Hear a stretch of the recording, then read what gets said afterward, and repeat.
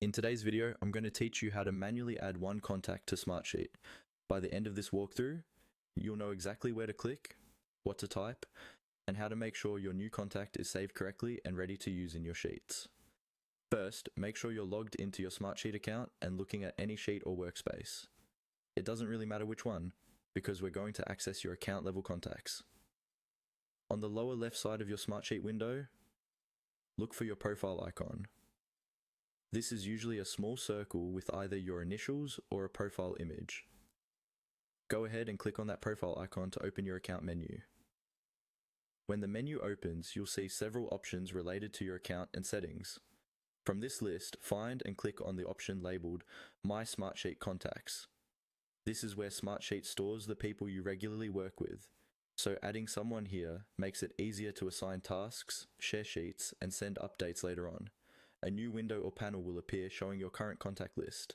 To add a brand new contact, look for the Add button, usually located near the top of the contact list. Click on Add to open the contact entry form. Now you'll see fields where you can type in the contact's information. At a minimum, you'll want to enter their email address accurately, since that's how Smartsheet identifies and communicates with them. It's also a good idea to add their full name so you can recognize them easily when assigning them to tasks.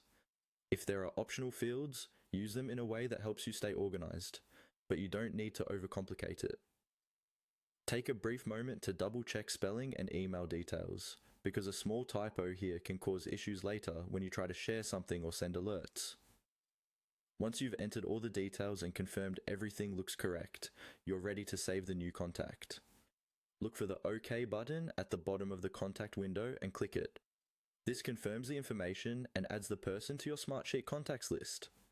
After clicking OK, the window will close or update, and you should now see the new contact listed among your existing ones. From this point on, you'll be able to select this contact when you share sheets, assign tasks, or send notifications within Smartsheet, making your collaboration much smoother.